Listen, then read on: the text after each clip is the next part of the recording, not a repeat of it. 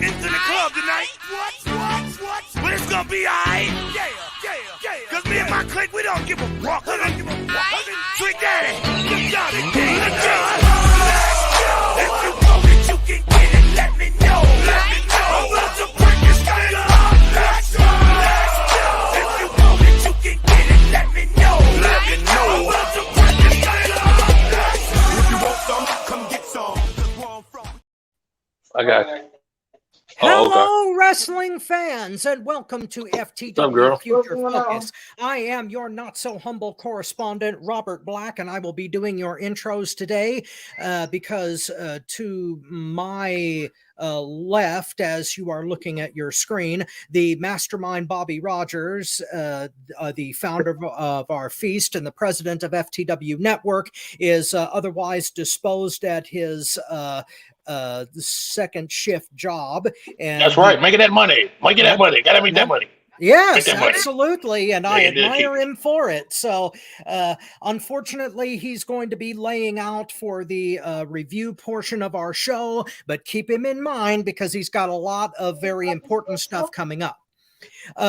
Catty corner to me, a man who is currently out of my viewpoint at the moment, but he's very... he's there. Oh, he is?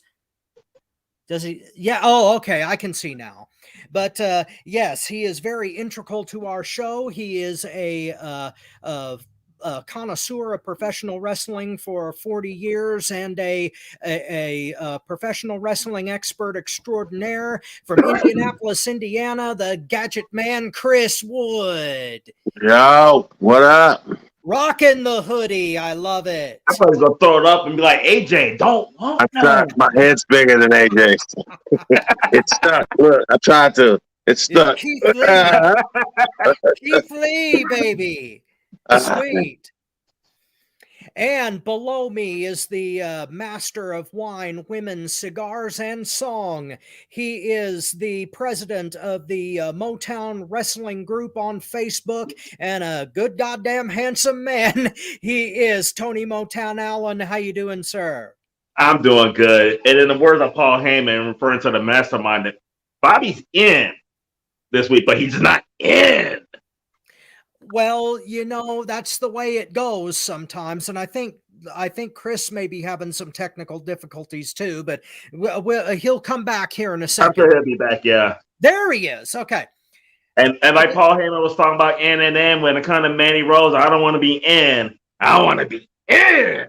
And thank you for joining us on FTW Future Focus.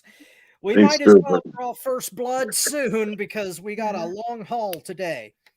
I just had to get that in. I'm not sure we're gonna get to Paul Heyman or anything on SmackDown, but I love that I love him and Jimmy last Friday. Well, you know, in, but you're not in. Thank you for joining us on FTW Future Focus. I'll give you that one for nothing. Put us over 130. That's light. That's light. Yeah, that was kind of light. I know. I'm losing my touch. Anyway, the first thing we're going to cover today, we're going to do our review for the Labor Day weekend pay-per-view from Chicago, Illinois, the follow-up to All In London, All Out Chicago. Boo. Bobby says that he is not going to participate in this particular portion of the show. He's got people coming in. And apparently the coach didn't participate in the fourth quarter of this game. Damn. Tell me something that's not new. Okay. Yeah. The Colts and the Bears both. You know, there's nothing new to that story. All righty. Well, let's start off our review with the opening match, which was the ROH Tag Team titles, Adam Cole and MJF defending against the Dark Order. And Chris, I will let you go first since you might not have liked this show as much as I did. Yeah, I don't know. I hate that you start off saying as much as you did because I get scared and I'm going, wait a minute. I try to watch Dynamite. I try to watch Rampage. And now that Collision became Dynamite too. I tried to watch Collision, but this was as bad as a Dynamite. Like I was sitting there, I don't know what they did to MJF and Adam Cole, because I know Tony can probably attest to this. Adam Cole used to be one of my faves. And I don't know how they dumbed them. They dumbed them two down worse than they did Sami Zayn and Kevin Owens. That's how bad it is. Like, I can't, well, I didn't even know the Dark Order still existed.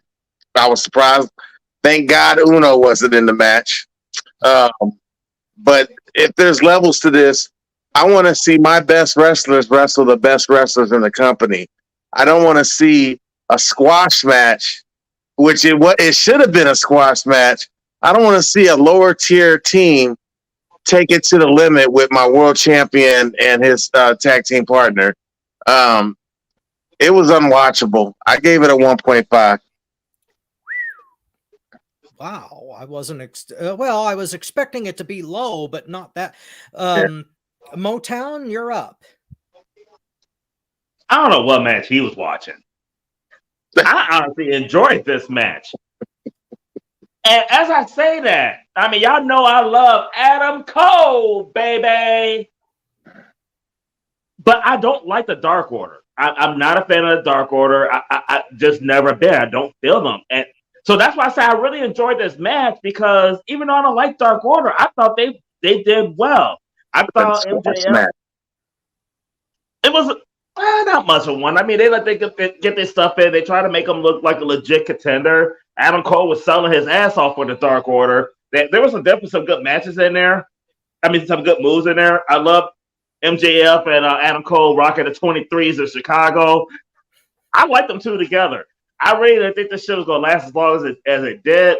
I don't know what direction they're going with this, because you know this is going to end with them turning on each other. I don't know where they're going with it all. And that's what I kind of enjoying about this right now, because we were all sure in London this shit was done. And they're keeping us guessing. So I wish it would have been. I gave the match a 3, though, myself. Wow. Cool. Well, I also like the end, too, with Joe. But what about their finishing move, the clothesline? The double clothesline is the best tag team finishing maneuver. It's the double drop kick by the Rock and Roll Express. Don't hate on the double clothesline. If you never like the double drop kick, don't hate on the double clothesline. I'm hating on it. The double drop kick was innovative, because it wasn't one drop kick, it was 2 drop kicks. And that's right now. You don't have one clothesline, you have 2 clotheslines. I can't take it, man. I can't. It's not believable. Okay, well, I'm gonna split the difference here. I gave this match 2.25. Chris is right. The Dark Order is not credible anymore, although they are trying to build anymore. When were they? When they, at the very, very beginning, when they tried to make them a serious threat and were like adding members, I kind of sort of wanted to believe in them. And then they got Brody Lee as their leader, and then I really had hope for them. But then the whole floor fell through when they had to turn babyface. Now, I like Silver and Reynolds, but they need to seriously be built up again as a team. And Uno needs to get back to being evil. That being said, the match wasn't too bad. I don't buy the double clothesline as a finisher. I think that it's more joke than anything else. But the match was watchable. They're subverting expectations with MJF versus with MJF and Cole. So I don't know how far sportsmanship. And then thumb to the eye. I did like the stuff with Joe, and especially what followed it, so I gave it 2.25. Bobby abstains for this review, and because he's gonna do some other stuff later, so let's move on. The next match, Samoa Joe taking on Shane Taylor for the ROH television title. Motown, take this one first. I mean, he said the last match should have been a squash match. In my opinion, this one should have been as well. Like, I'm not. I when they booked it, I wasn't. I never thought Shane Taylor had a shot at beating Joe. I never did. Like when they booked this match, it was like, why? It was almost like the last one. We know how it was going to end, and it ended the way we thought. I mean, so Samoa Joe made him tap out. It was a decent match, but it wasn't anything that really got me excited. I mean, in my opinion, the last two matches, even I love the tag team match that started. These matches are not all out matches. I mean, they're not up until this point. This one I gave it 2. Okay. It didn't really it didn't move me. I mean, I didn't see anything different out of Joe that I normally did. I mean, Joe got the full 2, and it did nothing for me though. So didn't move the needle for you. No, not at all. All right. Chris, did it move the needle for you? No, as I said, a bad episode of Dynamite or Collision, which is becoming Dynamite now, slowly but surely. This was a filler match. They didn't need, if he wasn't going to squash him, especially if you're going to tease Samoa Joe and MJF, if he wasn't going to squash the guy, you didn't need the match at all because it didn't further any storyline. Joe has been squashing everybody except that, CM Punk in that one match. So I don't know why this match was on here other than filler. Like I'm a Samoa Joe fan. You guys know I root for Samoa Joe. He didn't need it. It was boring as fuck. I could see this match on any of the shows that they got. The 3 shows and a pay-per-view every week. It's getting ridiculous. That's too much wrestling for me to watch. I'm telling you that right now. I gave this a 1.5, and that's just because Joe choked him out. That's it. Wow. This match got no love except for me. I gave this one a 3, mainly because to me, I thought Shane Taylor showed out. And true, Joe was going to win this match. It was obvious, and he was going to retain no matter what. But I thought that they were trying to make Shane Taylor serious and keep him a big part of ROH at least. And he's shown out on ROH pay-per-views, and I thought that he gave, Joe gave him plenty for what it was, and so I really enjoyed this match. So I gave it a 3. Real quick, what did you get the last match? The tag team match? The tag team match I gave 2.25. And Chris, what'd you give it? Like a 1? He gave it a 1.5. Okay. Yeah, I'm not sure. I just thought about it. We probably should take these scores down for Bobby. Okay. Yeah, that's a good idea. I got him every once in a while. Oh yeah. I don't think we're going to go in order because I can't remember what order we went in. So let's go to the women's TBS title match. Chris Statlander versus Ruby Soho. And Chris, what did you think of this match? This was one of the better women's matches on a pay-per-view or a TV show for AEW. So when they do bad, I gotta, we jump on them. But when they do decent, we have to give them their flowers. But there's levels to this. If this is the best they got, they're in trouble because it was a WWE style match to me, which I liked for women. I think this is one of the first times Ruby Soho got to be herself and just wrestle. I am a fan of Chris Statlander, but I'm a Ruby Rojo fan. And I thought she really put in some work in this match, and it was a cleaner women's match than normal. I gave it a 3. Sweet. Motown? We do shit on the women's division a lot in AEW, though. I wasn't looking forward to this match at all. I mean, Chris Statlander, when they first got there, I was big on her, and she just kind of fills it out for me. Ruby been talked about a lot. I just never really been a huge fan of Ruby, but I enjoyed this match. I enjoyed this match a lot more than I thought I would. I thought the women really performed well. Honestly, I thought the wrong woman won, to be honest with you. I thought this was a good opportunity to put the title on Ruby. and that could have furthered your storyline you have going with the Outcast. And Ruby got a title, and Paige got a title, and Tony Storm is her little crazy ass is the member without one. I think that would just be more interesting than having Chris Statler to keep the title until we saw what happened on Collision later. But overall, though, I gave this match a 3.5. Though I really did like it. Hey, smart booking, Tony. Oh, thank you.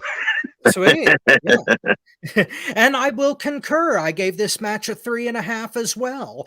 Statlander and Soho really work well together. Yeah. Statlander knows how to work a power versus speed match, and so does Ruby, and that definitely showed here. And I like the stuff that they're doing with the Outcasts, and I think that they're going to do I think they're going to do the same kind of breakup thing from the other end that they're doing with Cole and MJF. Kind of, sort of, it's the slow burn deterioration thing. Chris, were you pointing up because Bobby has something to add? I mean, look at his face. Yes, yes, he does. And we're talking women's wrestling. I thought he'd be all like giving us the nod. He's doing he's being Marcus right now. That's what he's doing. He's given us the I love women wrestling happy face. He's giving us what y'all talking about, Willis? Well, anyway, I liked this match too, 3.5. Bobby, if you have something to add, you can chime in if you'd like. Boo! Moving on.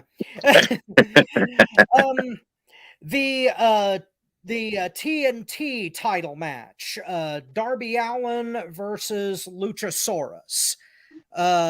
Chris, what say you? Man, this is one of my favorite matches on here. I think I like Darby Allin that much that whatever match he's in, I just like. And with Luchasaurus and the Christian Cage and everything, the whole packaging, this is the only time Luchasaurus to me has been relevant and believable. Is against this, David and Goliath type of thing with Darby Allin. I like the recklessness. I like the speed of the match. I like the storytelling. Darby Allin's one of those kids, man. We talk about, don't take all these risks, but I think he's so trained. He's a professional stuntman. He knows how to fall, and his stuff looks believable. It looks devastating. Their interaction, some of the moves, I just was impressed. I gave this match a 4, just on entertainment value alone. I'm a Darby Allin fan, and keep up the good work, kid. Cool. Motown? I wasn't as into this match as Chris. I'm not a huge Darby fan. I'm the stunts is like, yeah, whatever. I do like Luchasaurus. I do like the thing that him and Christian are doing. I am entertained with that, though. I really could have done without this one, though. It wasn't horrible. I gave it a 2.5, but it really didn't move me. Oh, well, once again, I'm in the middle. I gave this 3.5. I can appreciate Darby's recklessness, but sometimes it goes too far and it detracts from a match. But Luchasaurus just has amazing control when it comes to being able to put Darby down. Yeah. And so that added to the dynamic. And because the big man had that kind of control, it didn't go too far in this instance. The stuff they're doing with Darby's trainee, Wayne, Nick Wayne. I'm intrigued with how they're going to pay that off between him and Christian Cage, because he seems to be a pretty good high flyer in his own right. So I guess we're going to get the tag match here eventually to settle that feud. More likely. And they're doing good storytelling with this match. So even though it was kind of reckless, I did enjoy it. So I came in the middle here, 3.5. Moving on to see, I completely forgot the order. Silly me. Let's do the Blackpool Combat Club versus Eddie Kingston and Shibata. Motown, did this ring any bells for you? Yeah, it did. Mm-hmm. I hated it. You hated it. I hated this match. I'm just, I don't know. I just wasn't feeling this one at all. I think it was just too many people involved. I mean, you had Blackpool Combat Club, Eddie Kingston. I know they got this built-in storyline with Eddie and Claudio that they've been building up for like a year now. This just started like last year. We haven't had a payoff yet. I'm just tired of them. I really am. I watched the match and just was like, I was happy it ended. I didn't care who won. I was just happy it ended. Wow. I gave it a 1. Whoa, damn. You feel the same way, Chris?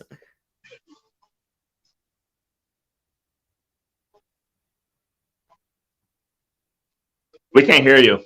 We can't hear you, Chris. I'm gonna give it 2 snaps and a zigzag because the shit was that bad. Wow.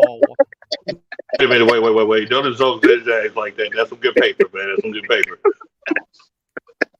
Oh. Look, they finally ended Chris Jericho's faction.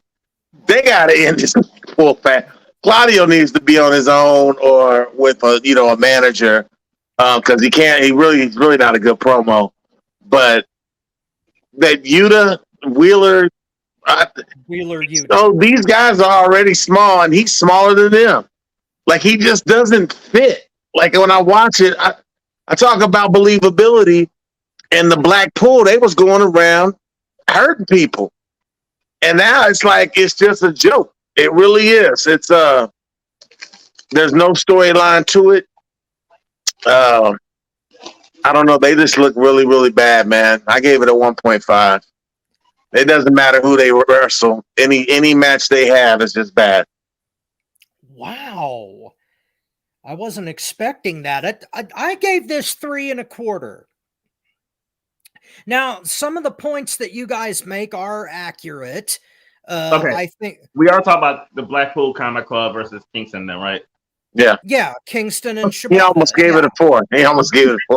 No, I gave it 3 1/4. That's like almost a 4. Just above 3. Oh, now come on. I like the Japanese strong style of match, and that's what they highlighted. And none of them are Japanese. Some of them have been to Japan, and Kingston holds the New Japan title right now. That was the whole point. I wasn't expecting that. I know, but yeah, you guys just have different tastes than me. I liked the fact that they beat the ever-loving crap out of each other, and that that it was more physical and active than it otherwise would have been. I think Shibata is great, and him and Yuta against each other was strong stuff. It's just that the Blackpool Combat Club has outlived its usefulness, and these guys need to go their separate ways. I agree with that part. So storyline wise, it should have been the last match for the Blackpool Combat Club itself. But as far as the 4 guys involved with it, I loved the work they did with each other. So I gave it 3 1/4. Okay, moving on to FTR and the Young Bucks teaming together against Bullet Club Gold. I think Motown, did you go first last time? I could take lead on this. All right, go ahead. I really like this match. I enjoyed this one, and it surprised me how much I enjoyed it, though, because it's like you had a dynamics with the Bucks and FTR teaming together. No, they had the disrespect thing going on leading into it. They wrestled. One refused to take the other one's hand, and the other one, you knew that was going to be hyped up with that. And my hat's off to Bullet Club Gold. Like, Bullet Club Gold is a damn good faction. Like, I will admit, like before All In, All Out, before this, we doing all these damn pay-per-view weekend stuff. I really wasn't big on Bullet Club Gold, but they made me believers between the last couple of shows, though. This match, I gave it 3.5. I really did enjoy it. Cool. Chris, how do you get rate this? That's what I want to say. Oh, You know, this was the first match where the Chicago fans expressed their rage that Punk wasn't there. Yeah, and that's what I loved about Chicago fans. Y'all let everybody get their stuff off that y'all don't think's involved with the Punk stuff. But the people y'all think's involved with the Punk stuff, y'all let it be known to where they were muting the crowd noise. And they've been blogging about that. They were actually muting the crowd noise and snatching. I go, why do you have to go snatch up the CM Punk posters? You couldn't have got them when they was coming in the door. When they had them in their hand going through the gate, you couldn't have got the damn posters and stuff. I heard a majority got snatched in. They was wild. They was trying to take T-shirts off of people and off from other shirts. I mean, they was wilding. But I will honestly say the chemistry. This might be the first time I saw the Bucks' professionalism working with FTR. We always hear they're trying to hold FTR down and all this other stuff. Them interacting and doing, combining to do each other's finishing moves in different combinations. I was digging that. I was like, this was creative. This was to me where they both put their minds together and said, let's call a FTR Bucks match. And I thought they did a really, really good job doing that. I gave it a 3.75 because I love tag team wrestling. This is the first time I've seen a 4-on-4 where it felt like still tag team wrestling to me. It doesn't make sense, but it felt like I was still watching tag team wrestling, even though it was a 4-on-4. It was pretty good to me. Mm. Yeah, I gave it the same score, 3 3/4, 3.75. It was a scramble match with all the problems that scramble matches have, but that's what the Bucks do best. They do scramble matches because it hides their weaknesses and emphasizes their strengths. And FTR were able to nail down the order aspects of this match, and Bullet Club Gold worked so well with them that it just meshed into this delicious bouillabaisse of a match, and it was awesome for what it was. And I do realize the hijacking of this match, and I'll address that when we get to our second half. But Tony is right. Bullet Club Gold are just fantastic guys, especially the Guns, who are coming up wonderfully. They are just coming into their own. So this match was awesome. I gave it 3 3/4. Juice was fantastic. Yes. Juice Robinson was practically the MVP of that whole contest. These guys were over in New Japan just doing their thing for all these years. Like I'm flabbergasted that I'm seeing them in America wrestling the American style wrestling. I'm so happy that I've been waiting for years. I'm impressed with how the Guns have grown with them. Yeah. But look who their dad is. Look, I think them separating, we know they're still working with their dad, but them separating that and letting that not be a storyline, I think is the best thing they could have done for them. Yeah, and instead of just being Billy Gunn's kids, you know what I mean? Yeah, and this shows the major strength of having interpromotional relationships. Yeah. Without the New Japan element and cooperation involved with this, a match like this would never be possible, and it's just so juicy and awesome to see it happening. You're right. Okay, now to something completely different. Powerhouse Hobbs versus Miro. Chris, I got to hear what you think of this one. Well, I'm disappointed. Not in the beginning of the match, but you know how Kane and The Undertaker was disappointing. They just never had chemistry. We wanted to see a Kane versus The Undertaker. It sounds great on paper. They never had a good match that we remember. Like, oh, that Kane Undertaker match was fantastic. This is what I felt about this. They got to get their stuff off, but I got to still see how green Hobbs really is. Just with his punches and kicks were not clean at all in this match. When he was punching beside the guy's head, I was just thinking, you guys are two big guys. I would think y'all can wrestle a little stiff. You know what I mean? I did like Miro's work, but I think this match exposed Powerhouse Hobbs, and I don't like seeing guys get exposed. He's been improving, but I'm honestly thinking, what was his relationship with CP or CT? Ain't he one of those trainers?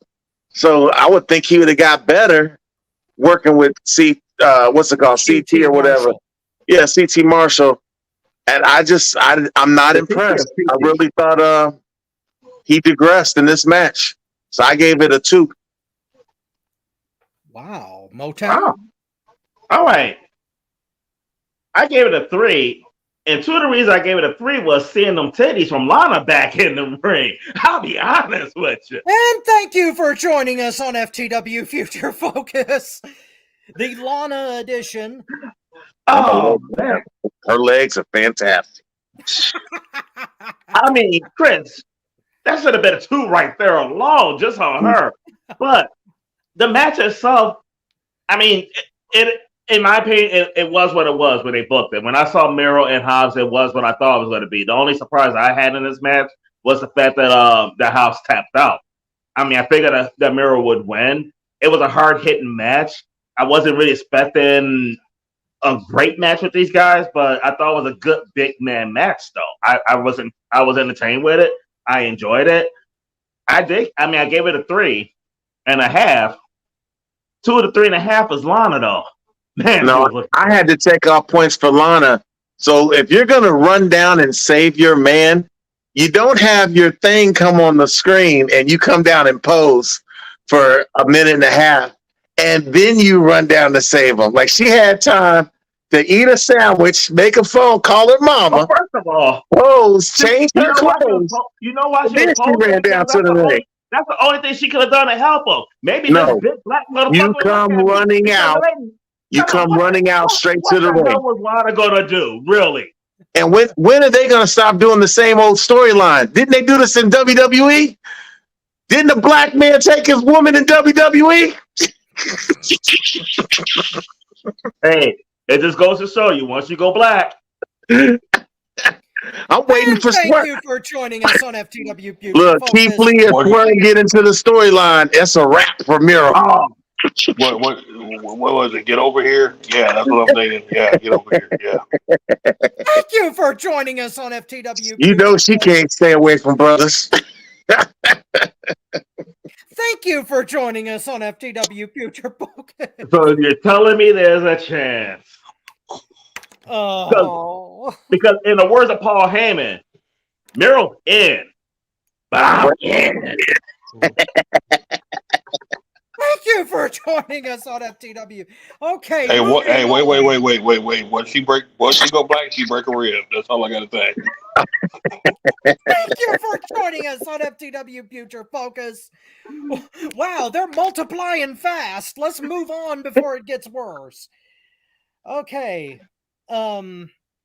See, we've got 2 matches left. Hey, what'd you give it, Rob? I almost skipped myself. I enjoyed this match a whole lot. Well, not as I enjoyed it more than Chris did, but a little bit more than Motown did too. I gave this a 4. Because, I really enjoyed this match. A good hoss fight power match in AEW, which is something that you guys have been wanting to see. Did you see the punches though that Hobbs was throwing? Yes, I saw the punches, but did you see Miro sell for somebody for once? He did.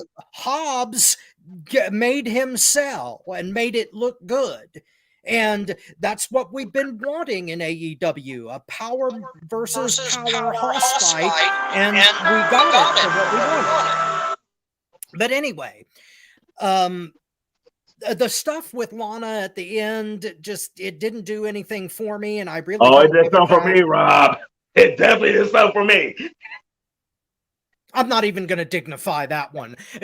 I'm thinking with the North Equator, not the South today. And thank you for joining us on FTW Future Focus. Look, Tony, there's no Joshis in the match. He don't know what we talking about. Good point, Chris. She's Russian or Croatian or American, whatever she's pretending to be this week, but she ain't a Joshi. I like a little variety too. Give me a break. Okay, thank you for joining us on FTW. That's 10. Okay. Robert Coleman, I like you so much. I crush you.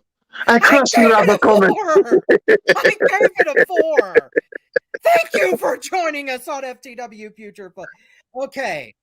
Last 2 matches. Let's cover the match. Bryan Danielson versus Ricky Starks, rather. Ricky Hobbs. You're confusing me! Damn it! You've got me so flustered. Pause. The blood's rushing the wrong way. The thought of a Joshi Lana got him. I know. Thank you for joining us on FTW Future. Now, okay. Strap match from hell. Bryan Danielson, the American Dragon, versus Absolute Ricky Starks. What say you, Chris? Well, how many Joshis do you got strapped in your basement? I just want to know. I plead the Fifth Amendment. You know, we know this was supposed to be Punk's match with Starks. Daniel Bryan is fantastic. Starks' character, is he a baby face? Is he a heel? I'm digging it. I don't like the interaction where it's like, I slap you, you slap me, I slap you, because it doesn't make sense to me. And it seems like, is that going to be his gimmick now? He hits people with belts? Because if that's going to be his gimmick, don't sign me up for it, because it seems like every week, Starks is hitting somebody with a strap or a belt. You know what I mean? I don't know if he just likes spanking grown men, but I'm not digging it. It works for Cody. No, it didn't work. Cody got his ass whipped with that belt when MJF beat the shit out of him. I'm just not digging it. Every match I'm going, okay, he spanked Ricky Steamboat. He's spanking Daniel Bryan. He spanked CM Punk. If that's your gimmick, brother, change the gimmick now. Other than that, I did give the match a 3 for entertainment value, but I didn't think this was like, something's wrong with that. I think Daniel Bryan might still be hurting. It looked like he was on cruise control that whole match. So I gave it a 3. Motown. I enjoyed this match.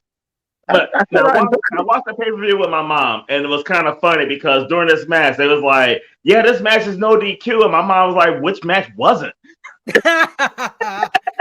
Lazy booking. I mean,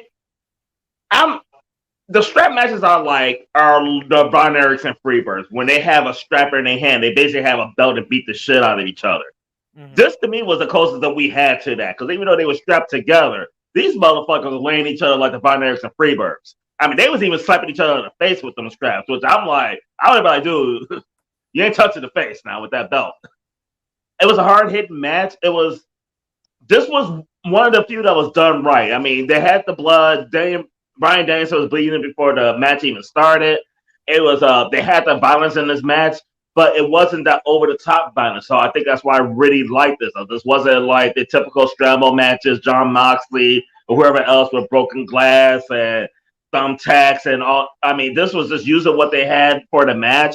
And I think these two did a really good job and told a really good story.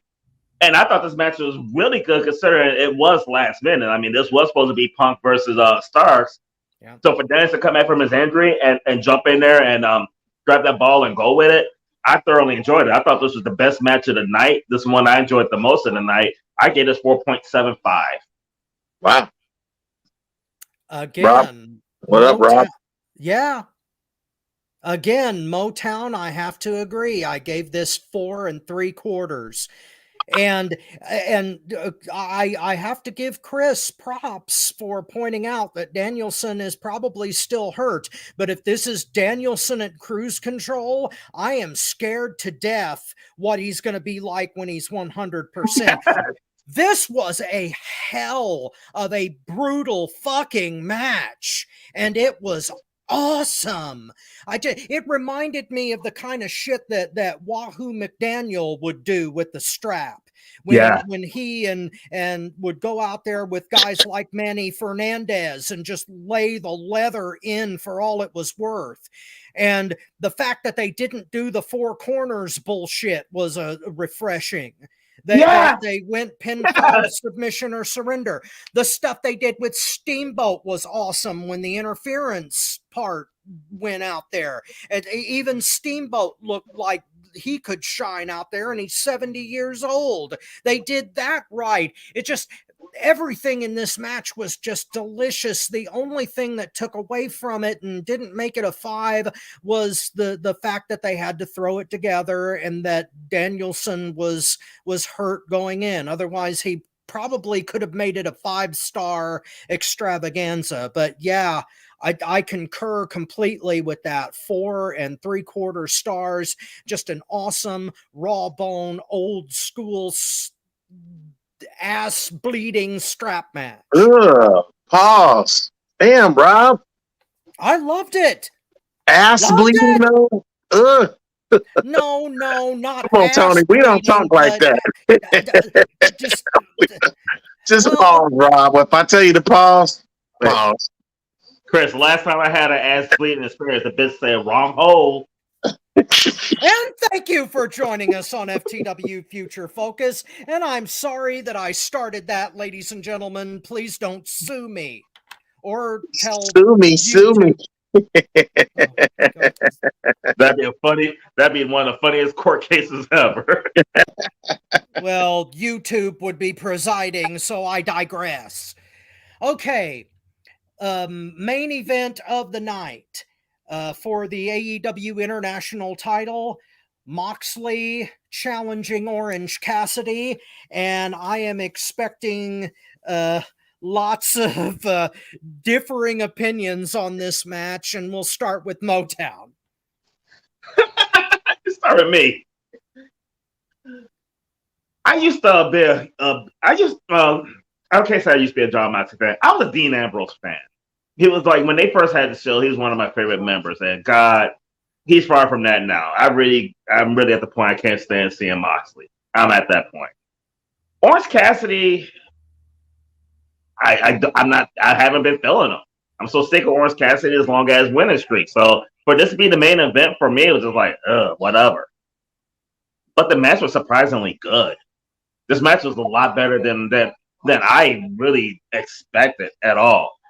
I gotta give Orange Cassidy his props. This match was as good as it was because of his performance. I mean, he left it all out there. He sold his ass off for Moxley. They both came out looking good. He ended up losing the title. Chicago gave him his respect when the match was over, which was a nice moment. And it's one of those things, and one thing you gotta love about the Chicago fans is like, if you leave it out there, we got you. We got you. And I'm happy that they gave him his flowers because he is the reason that match was great, in my opinion. Moxley got his stuff in, and Mox was typical Mox. But I'm giving this match a 4. 1 for Mox, 3 for Orange. Wow. Gadget Man, were you on board for this, or was it not your cup of tea? This was my match of the night, and I'm surprised I'm saying this. No, because I thought Moxley wrestled the closest that he wrestled to Dean Ambrose that night. And also, Orange Cassidy's one of those guys. He reminds me of Shawn Michaels, where when they lose a match, it elevates them because you get to see how good of they're talented. He had that belt a long time. That's awesome. but he can sell his ass off. And that always impresses me when a guy sell for the other guy to put that match over. And Orange Cassidy might be I have to give him his due. He might be one of the best in the business, even though it's a gimmick with all the putting your hands in the pocket. But I dig some of that stuff sometimes. Well, I'm sitting there like, wow, look at the skill level this guy put into this. So in his loss, I thought he really showed me something where I actually I had to give him his flowers. I gave this match a 4.5. It was my match of the night. Another thing I gotta give Orange on that too, like we've seen people lose titles though, but you felt that hurt when he lost it. Oh yeah, like, you felt the hurt. But see, you know what? That international title, when Pac was the champ, they would show the flag of this guy wrestling this guy. I think they need to go back to that. Like, have a Japanese wrestler versus a wrestler from the UK. And if Moxley's going to be the American champion, have him wrestle New Japan wrestlers. Have him wrestle international. Make that title make the name of the title be what the title's about, and then I'll give that title credibility. Orange Cassidy was undefeated for over 300 days. We can't name one match that stands out. I'm waiting. Well, I liked the one with Yuta. I thought that... Okay, Rob, you're fired. Okay. Okay, good he said Yuta. I'm surprised he didn't say the little dude that used to be with Yuta. Wait. Hold on. There's one. Which one? Oh, yeah, okay. Yes. But that's so far long ago. You know, that's when the open door. Forbidden door. That was the forbidden door. That was over a year ago. Yeah, that's long time. That's a long time ago. Yeah, but still, Ospreay is awesome. You have to. One out of 90 matches, though. That's what I'm saying. 1 out of 9. Look at the number. I hope we get Ospreay versus Moxley at the next big AEW pay-per-view for that title. Oh my God, that would be awesome. Yeah. Okay, so Motown, you gave that a 4. I gave it a 4. I gave it a 4.5. Wow. I actually rated this match lower than you guys. I gave it 3 3/4. And it wasn't because I didn't enjoy. It's not because I enjoyed it less. It was because this match felt like a transition match to me for both guys. Moxley is transitioning back into a singles wrestler, and Cassidy is going to like wind down as a single star, and both of their careers are going to like zigzag now, and Moxley is going to end up like carrying the banner for the international title, kind of like what Chris just got through saying. They're going to he's going to open challenge the title, and it's going to be against like guys from New Japan and from all over the place, and they're going to try to make it a true international title. I have not cooled off on Moxley as much as you guys, and I have learned to respect Cassidy's gimmick a whole lot more than I used to. Both of these guys just produced incredibly, and this match was great, and it was a decent main event. But after having to follow that strap match, there was just no way in hell they could get over 4 stars. So as entertaining and as it was, and as much as I like both of these guys, I had to give it 3 3/4.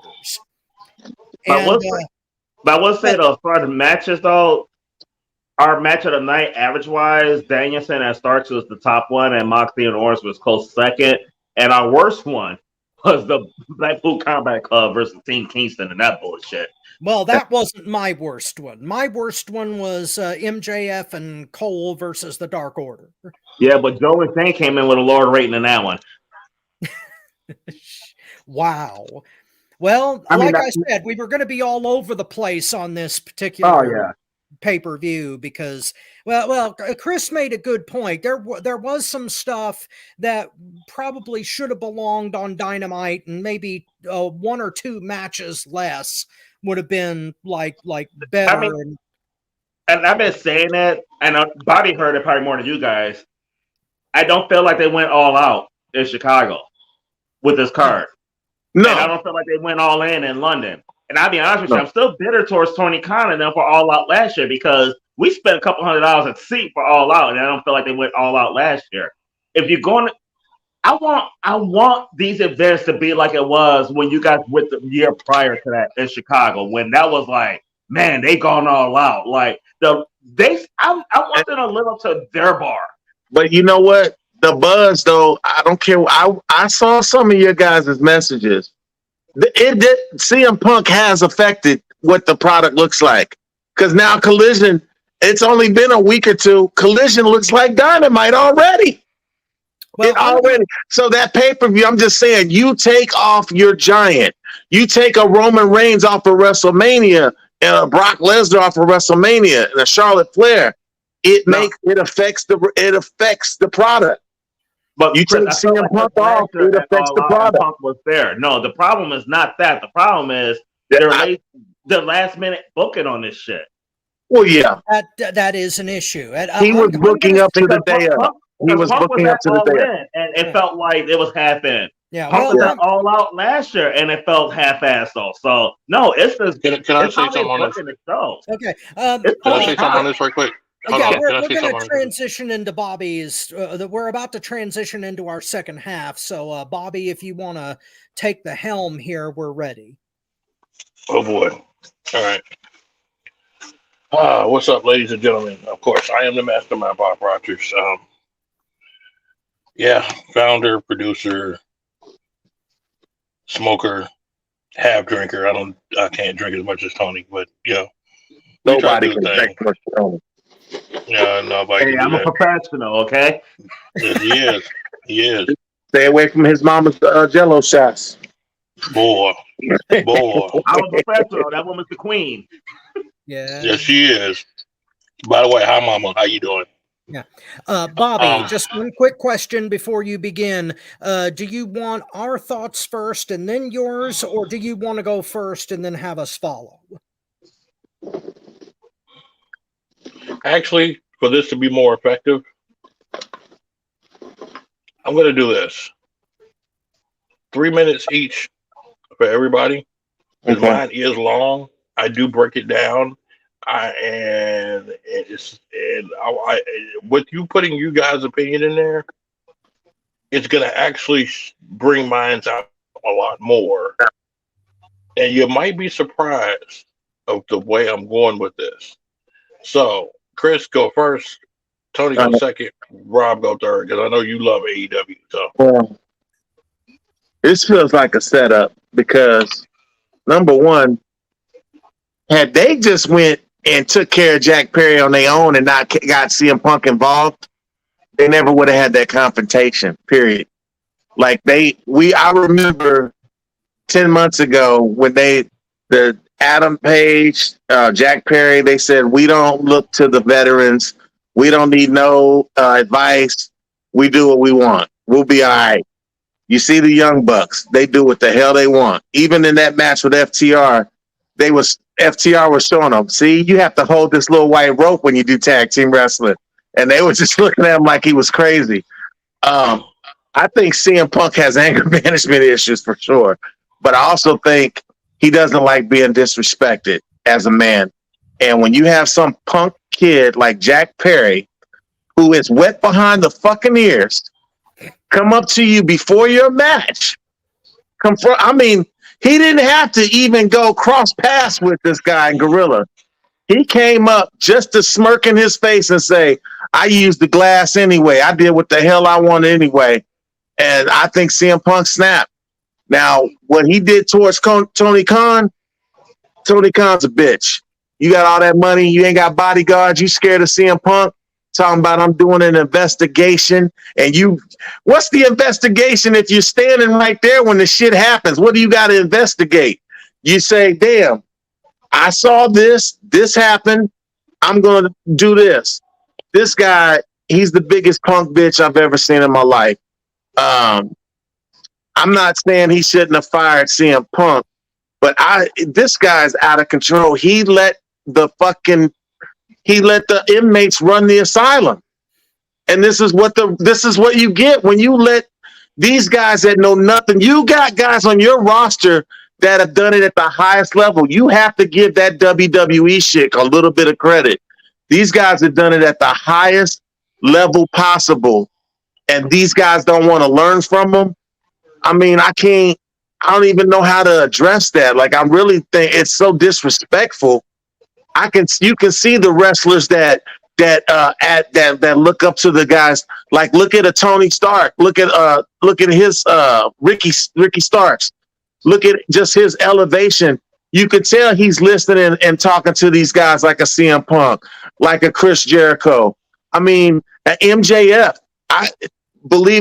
You see a little Chris Jericho in MJF. You think I don't think he's talked to a Chris Jericho? What should I do? How can I get my character over? The guys that are listening to the old school guys, to me, are having the best success. And a guy like Jack Perry, I'm not choosing Jack Perry over CM Punk no matter what CM Punk did. I'm going to tell y'all that right now. Either fire everybody that's involved in these situations instead of picking on Punk every time, or don't fire nobody and suspend people. And this, to me, was a suspendable offense for CM Punk, unless he's trying to get out of his contract. So that's all I got to say on the issue, basically. Right on, Tony. It's funny because one of the rumors is that he was trying to get out of his contract. I don't know if that is true or not, but it was funny that you brought that out. Yeah. I don't agree with everything you said, Chris, but I do agree with your main point. Number one, and Bobby, I said this so many times to you, I'm sure you're sick of hearing it. Tony Khan is the fucking problem. This shit would not happen with Vince McMahon. We call Vince McMahon a senile old man, but Vince McMahon is a fucking boss. He runs his company. I don't know if it's Tony Khan that's being fucking ignorant, stupid, gullible, or if he just think he's smarter than everybody else and is backfiring on him. But the problem is fucking Tony Khan. Yep. I don't know because we heard that the young talent have a problem with the veterans. I think it's just they clash with Punk. Because we don't hear about the stuff with some of the other veterans. You don't hear like Sting having problems with it. You hear about Daniel Bryan having these problems. I just think it's something with Punk and the young talent. I mean, it could be. I mean, Punk going into this, Punk have a reputation for being a dick. Like, so I'm not sure if it's like what he's saying is not resonating like it does from the other guys or what. But there's a problem in the locker room, man. It's like half that locker room don't like Punk for whatever reason. Me personally, I wouldn't like Punk about in the locker room either because he stole my woman. Hi, AJ. Daddy missed you. But the biggest thing that I do agree with you on, Chris, is everybody should have been fired. Like, last year, Punk was involved with a backstage brawl, got suspended. Then a year later, he's involved in another backstage brawl. So, do I get the firing? Yes, I do. I don't get why Jack Perry still got a job. If you're going to fire people over backstage brawls, I don't see why the EVPs still have jobs. I'm not saying he's wrong for firing Punk, but I said last week when this shit happened, he should fire all the motherfuckers. Yeah. If you want to be a fucking boss, set that fucking tone. Because firing one side over the other side, I mean, there's three sides to every story. There's the Punk side, there's the Elite side, and somewhere in between there, you're going to get the truth. You fire one side and not the other side, guess what? Half of your locker room is happy. Half of your locker room feel like they won. Half of your locker room is going to still do the same shit because you fired the other side. Fire both sides so the rest of the motherfuckers say, okay, this motherfucker mean business.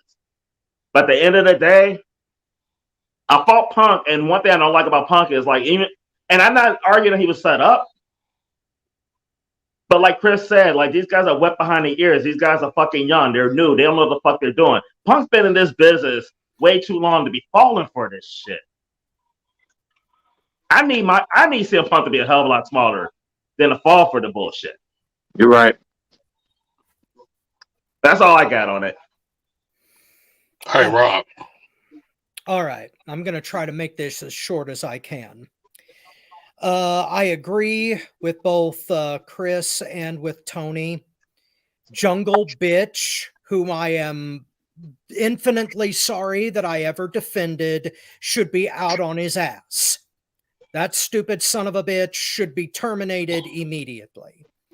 Wow. Okay. Second,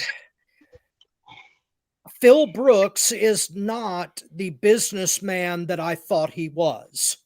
This man is making 7 figures on the high end, and he fell into the same trap he did last time, and it ended up costing the company its most lucrative guy.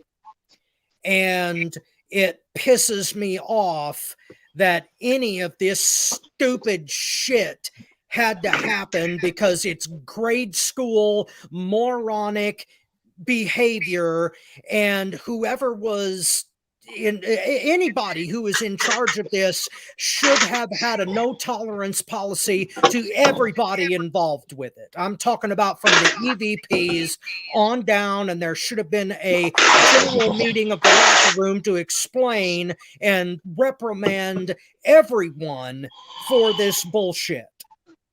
That being said, I am proud of FTW Network and of this panel specifically for last week not burying the lead. Because one of the worst things that you can do in journalism and editorialism is to bury the lead story. And this bullshit, this idiotic distraction is not the lead story. Meltzer covered it, and every What Culture covered it, and all these other wrestling supposed journalists covered this story instead of the top fucking story in wrestling history, which is that 2 weeks ago, AEW, a 5-year startup company, beat WWE at its own game, playing by their own rules. They set a attendance record, paid 81,035 people, and they proved Vince McMahon's business model can be wrong. And they did it because the fans pushed it there. They didn't need to do it with just superstars. They didn't need damn celebrities or any of that other crap chasing trends. They did it because the fans wanted to see that product. And I am damn proud that we waited till now to cover this controversy instead of burying the lead story. And the fact that they came to All Out, and there was only one match that got hijacked by the Chicago crowd, and they could have destroyed the whole show. But that shows that the AEW audience cares about that product. They want it to live, and so do I. And damn it, I understand that Punk got screwed. We know this. The trap was set, it was juvenile, and the shit was handled badly by Tony Khan on down. And Bobby has a good case to make, and I'm going to keep an open mind to what he has to say. But as far as I'm concerned, I don't give a thimble full of piss what happens to either Jungle Bitch Jack Perry or CM Punk after this controversy is over, because I'm done talking about it. What I want to talk about is the survival of this company, and for once in our fucking lives, the fans won and Vince McMahon lost. And that's all I got to say about it. Now, Bobby, I want to hear what you got to say. Make your case, and I will say no more. Yeah, I'm waiting on Oh, did Chris take a powder? Is he washing the dishes? I think he's doing the dishes. All right. Well, yeah, you know, middle age is a bastard. Middle age is a bastard, ladies and gentlemen. Oh, speaking of middle age, we're gonna do that. Okay. All right. Let me go ahead and did you have an announcement or something? Oh, no, I was just going to inform the audience that next week I may not be here on the podcast because the surgery for my right eye is coming up Monday morning. And so I will be traveling to Indianapolis on Sunday night. into Sunday afternoon. So I may not be on next week, and I just want everyone to know that in advance. All right.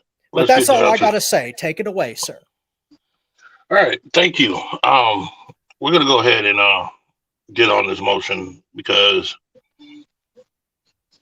we here at the FTW Network, I put this on as something for fans, something for workers as well, to understand, the wrestling business is to have fun with the wrestling business, but also understand to where there are things that happen in this business that are wrong. And as fans should be more worried and more conscious of where they're spending their money. And workers should be conscious of where they're going to go work and put their bodies on the line because they're risking their lives every day in that ring. Now, just for credibility, you guys can go ahead and verify this so everybody can't say he's just talking out the side of his neck.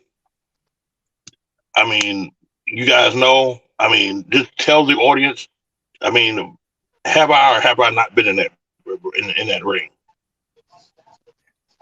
Yes. I can verify your career. Okay, I've wrestled numerous places, numerous times, numerous people, numerous federations. Numerous championships, yes. Thank you. So, I'm not talking out the side of my neck. I am talking from experience. I'm talking to you in a way to where we're not blurring that fourth wall, but you'll get a better understanding of what's going on and understand where the real problem lies. Now, I know everybody's split between it's Punk's fault. Punk shouldn't have fell for this trap. Punk should have did this. Punk should have did that.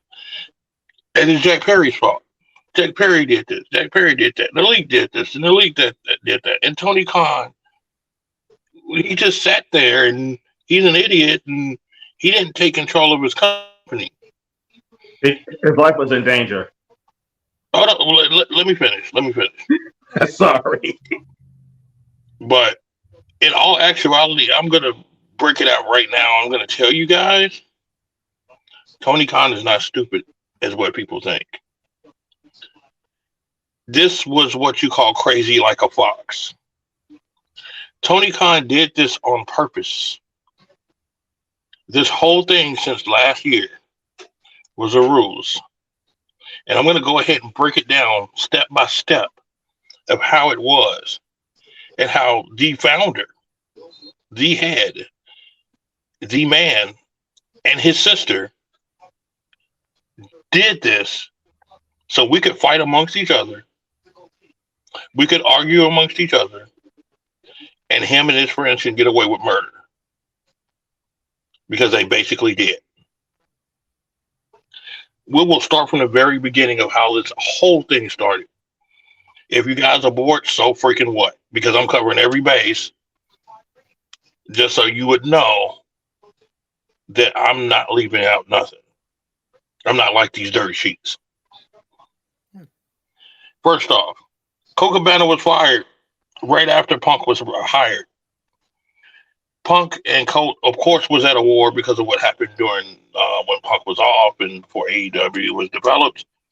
The Elite and Colt Cabana were friends. Cabana was hardly on TV when he did have a contract with AEW. He was not a main event person in AEW. His matches were okay. And I don't even think he really did that much in those matches to stand out and to be considered. So they of course fired him. It was a big woo-ha. The Whisper campaign started, and especially it was started by the Elite and the Dirt Reporters. We know that. This is fact. Hangman Page then takes it on a further step and goes on national TV, goes off script, and attacks CM Punk. Now, I want you guys to remember this. Let's not remember the words that were said. Let's remember the reaction that happened once he said those words. Everybody was confused. Every single person in there was confused. Nobody knew what that promo meant. Where did he come from? Where did he come with that promo? Even CM Punk was like, "Oh, well, okay. This was planned. That little spark right there was planned to get CM Punk upset and to do something because they knew his past before what's been rumored. So Punk wanted to find out what was going on. Now, if he was such a hothead like everybody's saying, he would have popped him in his mouth right there in the ring. But did he do that? No. Walked off, figured out what was going on, and came back the next week. Now, in the next week, and I want people to pay attention to this very, very closely. People said CM Punk was a coward for calling Hangman Page out when he know he wasn't there. Now, this is where experience of being in the ring and knowing the rules of professional wrestling, and I mean the backstage rules, the ones you learn when you're in training, the things you learn when you're in the locker room, those silent nuances that you follow. This example that he was setting by calling Page out was a example of Page talking to him without acknowledging that it was going to be discussed in the first place on the national TV platform. Basically, Punk wasn't there, and he was talking out of his side of his neck, which he was. So when Punk called him out, that was the same thing, same level, same thing that he basically did to Punk to his face. And then he said, and I quote, "The apology must be just as loud as the disrespect," which means when you come and you say you're sorry, or you want to say I'm sorry, don't do it on the slide. Don't say, "Oh, yeah, I'm sorry," in the back. No, you come out and you publicly apologize for what you did because you publicly tried to humiliate me and my character and my wrestling character in this ring on national TV. That is the calm way of doing it. Because if people would have read what Bubba Ray said on an article, on a podcast he just did this week, Bubba Ray told it just like I did when I told Tony, and Tony didn't believe it. But if you do something like that with the old schoolers, and CM Punk was raised by the old schoolers, you get your behind whooped. And I'm putting it nicely. There's no if, there's no ands, or buts about it. You get stumped when you go to the back to that locker room. Now, the only reason he wasn't stumped is because guess why? He's friends with the EVPs. He's friends with all the people that make the decisions. Tony holds his jockstrap.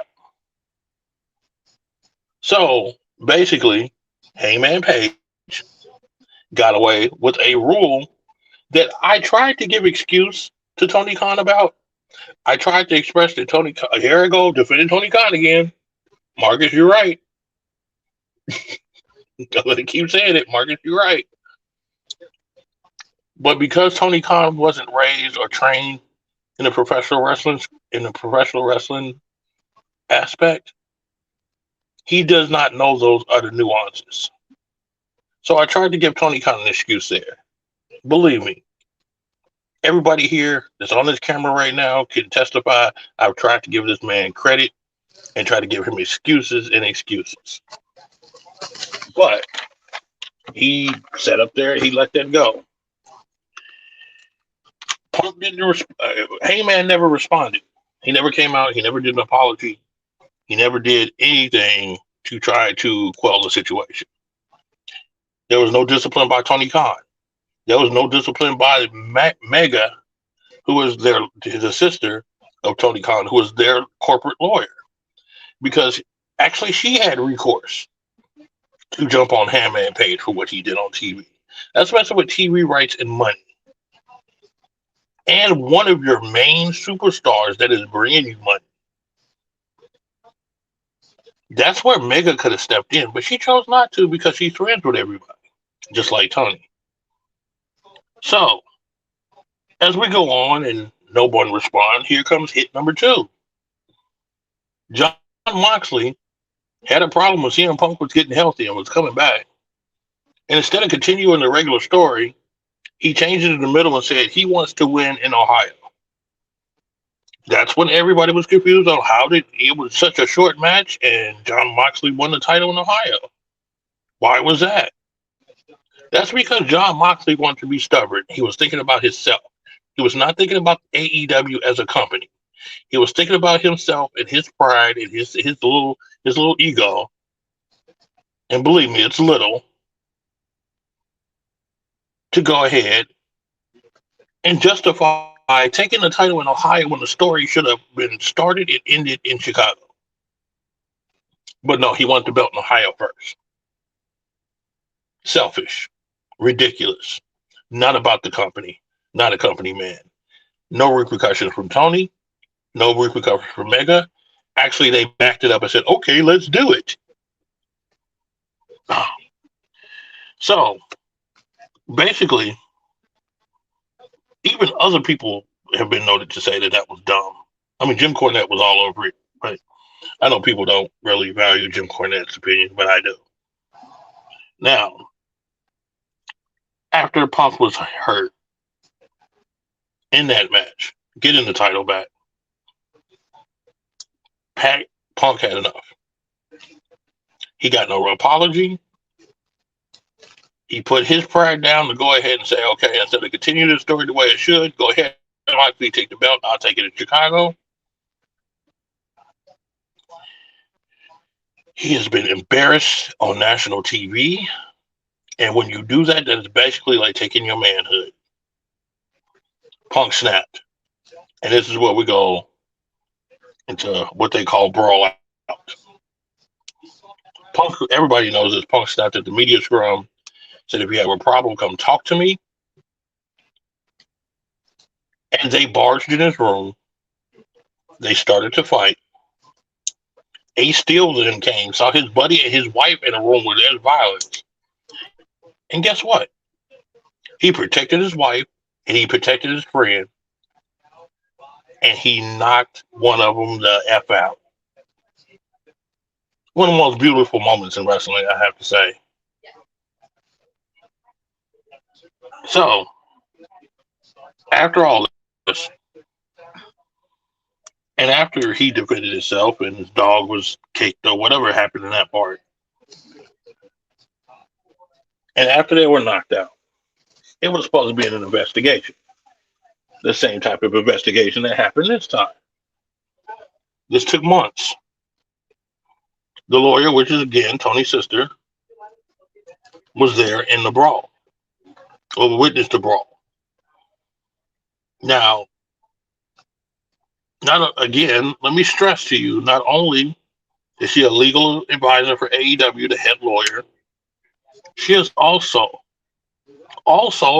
best friends with the Elite. There was no mention of who's on a disciplinary committee or who's doing an investigation or what have you until later, way later on. And that was barely even talked about. The investigation allowed the Elite to come back in a short amount of time. Now, everybody says, well, Punk was off because he was injured. No. That was not the case. The case was they let the Elite back, and they were literally going to let Punk sit, pay him on his contract, and not have him come back on TV. But TNT rolls in. Now, TNT, of course, we all know what they did. We want Punk back. We want Punk on his own TV show, and we will give you $52 million. Now, think about this. You got EVPs that can't stand that the man that they do not like had a network offer $52 million for a person to get on TV. or a person that headlines their own show to where they don't have to deal with them. You would think they would be happy, right? No. If you remember, disparaging stories started coming up about CM Punk. Dirt Sheets started working again because not only in the media scrum did he embarrass the elite, he also embarrassed the Dirt Sheets, the so-called reporters of professional wrestling. All of these stories just started popping up. Oh, he did this, he did that. He was angry at this, he was angry at that. The way they sounded, this man was angry when he woke up, cussed out AJ Lee, came back home, ate Cheetos, cussed out the Cheetos that he did eat, drunk some 7-Up, cussed out the 7-Up, and then went to bed. It's ridiculous. This is when I started getting suspicious. But nothing was done to Hangman Page during his little scuffle. He continued to be on TV. The Elite finally came back on TV. And then all of a sudden, again, Punk only got saved by TNT. So they tried to figure out, hey, how can we get this $52 million?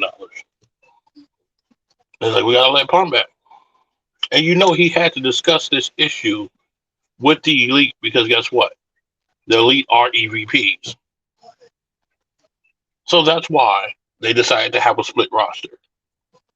Now, if you have a split roster and you allow CM Punk to choose the people that he wants around on his set, and the other people could be on the other set of what is it, Dynamite? Yeah, it ain't explosive to me at all, but Dynamite. That means, why would you try to cross somebody over into CM Punk's show?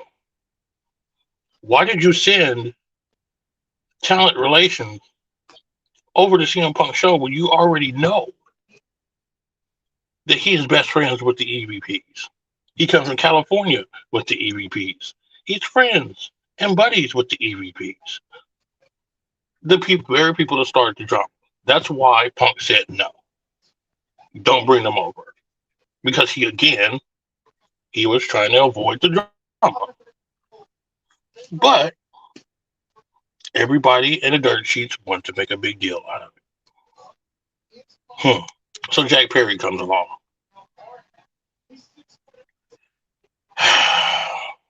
Now, there's a couple of things we got to talk about before we go to Jack Perry. And it has to deal with another thing Tony Khan did. When Collision was formed and was being formed, everybody should know, and everybody needs to think about this, because Rob, I know you know this. Tony, I know you know this. Other people should know this, but some people say and act as if they have no brain cells whatsoever and don't realize that these talks for these shows go on months before they're even announced to the public like us. Okay. So when they announced it had to been talked about 2 to 3 months before. It takes about 60 to 90 days to make these type of deals. Yes. Okay. They were already hot about this happening. So this is what they did. They said, okay, let's do the split roster. When they said Punk wouldn't fall for that, they sent Jack Perry over there.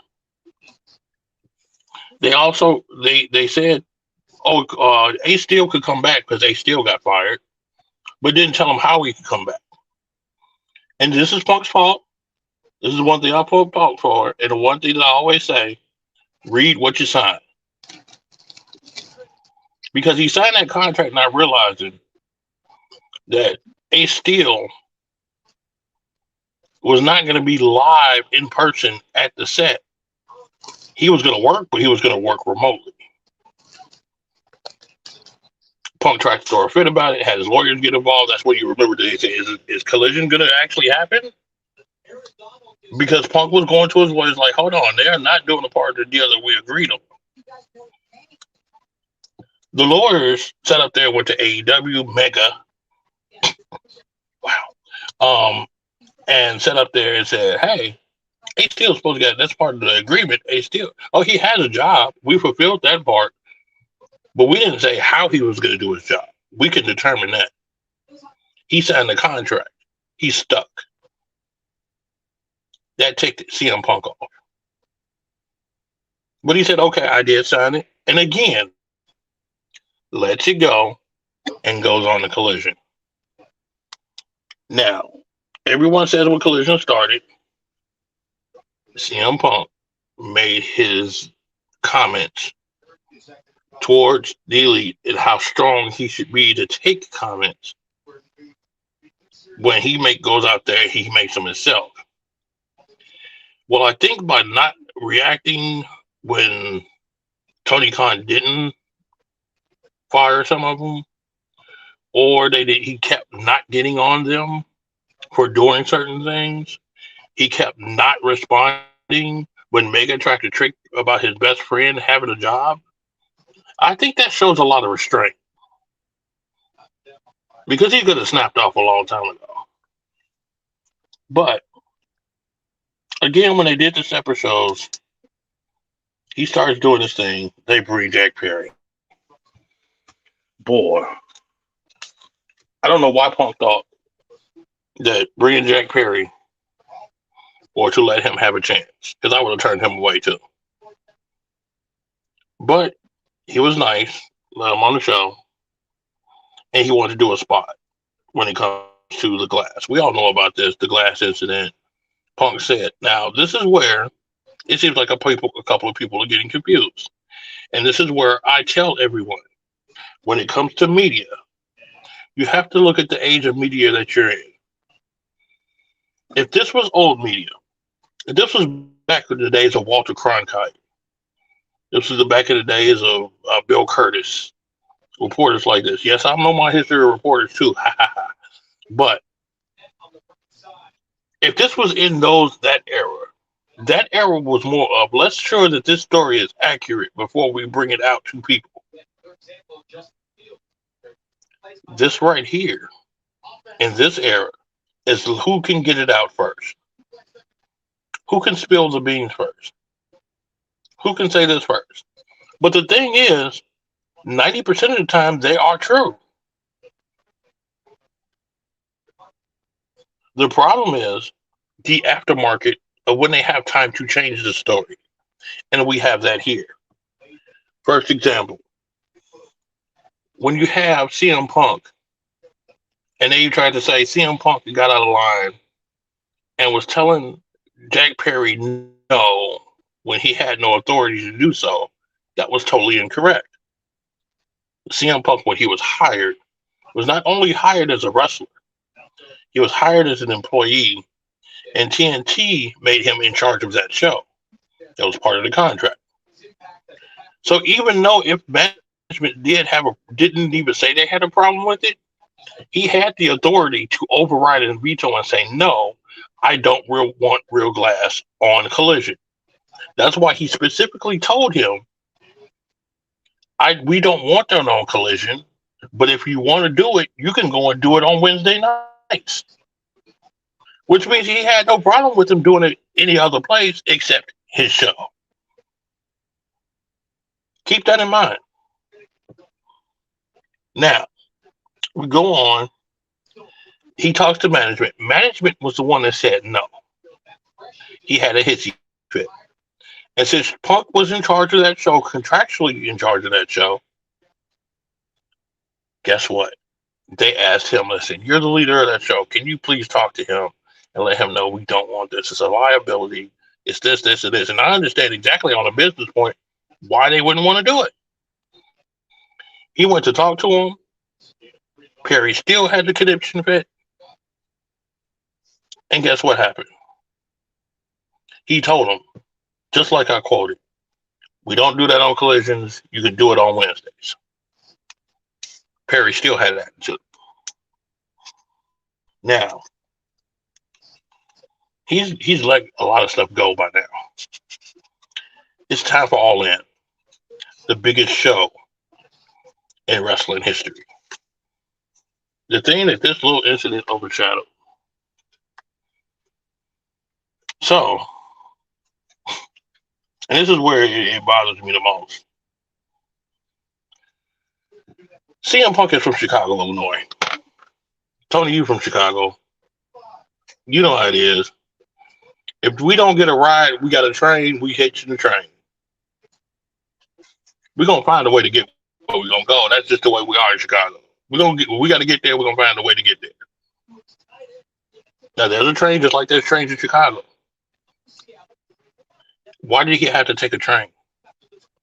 Because obviously he had information saying that he was supposed to get a ride, and the ride wasn't there.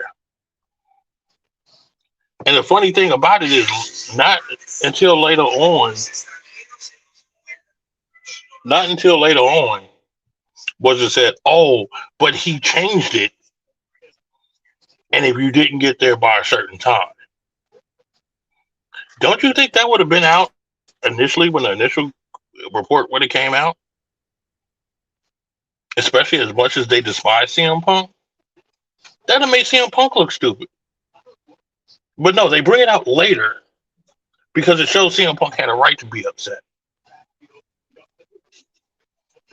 So he tries to take a train. He gets lost. He's already aggravated. He gets to the show. Now, not only is he supposed to get to the show, he's supposed to have a meeting with the Elite to bury the hatchet, to move forward, and to start working with each other. And guess what happens? The Elite cancels the meeting. Now, if you are serious about burying the hatchet and making sure things go right for the company itself, you're not going to cancel that meeting. And number two, Tony Khan wouldn't allow that meeting to be canceled. He would have said, no, you're going to be here. Punk's going to be here. He might be late, but he's going to be here, and we're going to have this discussion. Because it's too detrimental to the company to have them fighting where he could make a whole bunch of money. But he did not do that. I wonder why. Let's go into that. We got to finish this part, and then we can go into that part. But just keep that in mind. Again,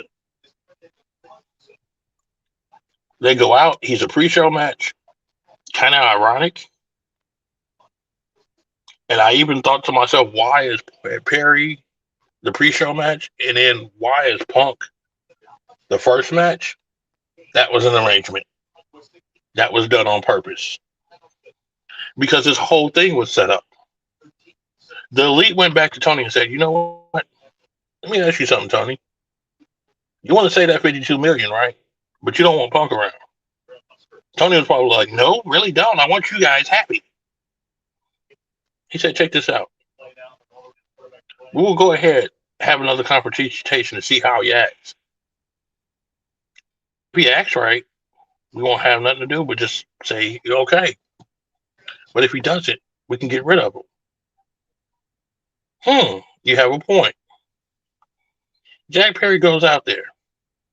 He does his little thing. He gets to the spot that everybody knows about. Him saying that this is real glass. Does his thing. Walks back to the curtain, through the curtain. This is another area where common sense prevails over everything. These dirt sheets and these people have tried to say Punk went nose to nose with them when it came to him coming through the curtain. If you've been in the back and you're getting ready for a match, that is the last thing you're thinking about is that dude. You can always come back to that when you come through the curtain again.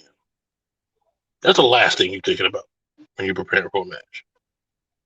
But him walking up to Punk, saying, "What do you got? What do you got to say about it?" Punk even ignored that. I'm sorry, I'm just taking common sense here. Punk ignored that. And then when he bumped him by his shoulder walking past, is when he turned around and choked him out. You cannot tell me that it is believable that Jack Perry walks through the curtain, they're face to face, and he just wraps around and chokes him out. No, not happening. He has shown restraint before. No, Tony, he can't do that. Yeah, he He's can. strong. No, No, he can't. here's the reason why I think he can. Now, here's the reason I think he can. Because if that comment was as bad as it was, I could see him doing that. Because I saw you when it happened. You would have done that. As mad as you were when that happened, when we saw that live. So no, I could see him doing that because you got that pissed off yourself. But Punk is more calmer than I am. Punk is way more calmer than I am. I don't know if he is. Maybe more calmer than you, but I don't know. He's like because you know what? Just let that go. But look at all the other. Hold on, let's finish. Let me finish this because now we're getting off track. Because as many times it's been proven that he's been patient with stuff and he could have snapped off. I mean, it doesn't make sense. It doesn't follow the pattern. Everybody has an MO. Everybody has an MO. Punk has a hot-headed MO too, though. Like he doesn't. He doesn't have. It's been proven that he doesn't have a hot-headed MO. Motown, I can testify to one thing. I have seen Bobby snap on someone at a live show, and I have to agree with Bobby that he is not as restrained as Punk is. Spencer, Indiana, Owen Valley Sports Center, somebody in the crowd tried to start a fight with one of the guys on the card. Bobby lost his shit and threw the guy out. I saw that at commentary and I was scared shitless. So I can personally testify that Bobby Rogers has a shorter fuse than CM Punk. But it's possible his fuse is shorter. Punks don't have a long ass fuse though now. Well, let's let Bobby finish and then we'll comment. But when it got done, all said and done, I could see Punk choking him from like snatching him up and choking him because it's easier to put that slope that